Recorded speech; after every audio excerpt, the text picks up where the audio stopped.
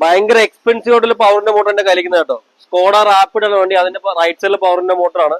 അപ്പൊ അതിന്റെ കംപ്ലൈന്റ് എന്ന് വെച്ച് കഴിഞ്ഞാല് നമ്മുടെ ഈ ടീത്ത് കണ്ടോ, ഇതിനകത്തോട്ട് വരുന്ന ഈ നമ്മുടെ ഈ പല്ലിലോട്ട് കയറി പിടിപ്പിക്കുന്ന ഒരു ടീത്താണത്. ഈ ടീത്തിന് കുറെ സ്ഥലങ്ങളിൽ ഡാമേജ് വന്നു. ഈ ഡാമേജ് വന്നതാണ് കംപ്ലൈന്റ് അയക്കുന്നത്. അപ്പൊ നമ്മൾ ഇത് നേരത്തെ ഓൾറെഡി കംപ്ലൈന്റ് ആയ ഒരു പവറിന്റെ മോട്ടറാണ്. നമ്മൾ ഇതിൽ ഈ ടീത്ത് മാത്രം മറ്റേ മോഡലോട്ട് സെറ്റ് ചെയ്തിട്ടുണ്ട്. സാധനം വർക്കിംഗ് ഓക്കെയാണ്, വേറെ കുഴപ്പങ്ങളൊന്നുമില്ല. നമുക്ക് ഈ ടീത്ത് മാത്രമായിട്ടൊന്നും മേടിക്കാൻ കഴിയില്ല, ഈ പൽച്ചക്രം മാത്രമൊന്നും മേടിക്കാൻ കഴിയില്ല കേട്ടോ. നമ്മൾ നമ്മുടെ കയ്യിൽ കംപ്ലൈന്റ് ആയിട്ടുള്ള മോട്ടർ ഉണ്ടായിരുന്നതുകൊണ്ട് നമ്മൾ അതിന്റെ മോട്ടർ താഴോട്ടിട്ട് സെറ്റ് ചെയ്തിട്ടുണ്ട്. അപ്പൊ നമുക്ക് എന്തെങ്കിലും വർക്ക് ചെയ്ത് നോക്കാം, ഓക്കെ ആയുള്ളത് നമുക്ക് വർക്ക് ചെയ്ത് നോക്കാം. ഇത് മാത്രമായിട്ട് മേടിക്കാൻ പോകാനായിട്ട് നമുക്ക് പറ്റില്ല. മറുപടി അസംബ്ലി ചേഞ്ച് ചെയ്യേണ്ടത്. നമ്മുടെ ഒരു പഴയ മോട്ടർ ഉണ്ടായതുകൊണ്ട് രക്ഷപ്പെട്ടു. നമുക്ക് എങ്ങനെ നോക്കാം.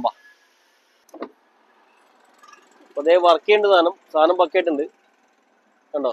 മേലോട്ട് കയറ്റുമ്പോൾ ലോഡ് കൂടുതൽ വരിക, പക്കയായിട്ട് വർക്ക് ചെയ്യുന്നുണ്ട്. മേലോട്ട് താഴെ സൂപ്പറായിട്ട് വർക്ക് ചെയ്യുന്നത്, വേറെ കുഴപ്പങ്ങളൊന്നും ഇല്ല കേട്ടോ. അപ്പൊ നമ്മളെ ഈ പവർ വിൻഡോ ഒക്കെ ഇങ്ങനെ കംപ്ലൈന്റ് വരുന്ന സമയത്ത് അസംബ്ലി ചേഞ്ച് ചെയ്യുന്നതിന് മുന്നേ ജസ്റ്റ് ഒന്ന് അയച്ച് ചെക്ക് ചെയ്ത് നോക്കുന്നത് എപ്പോഴും നല്ലതാണ് കേട്ടോ.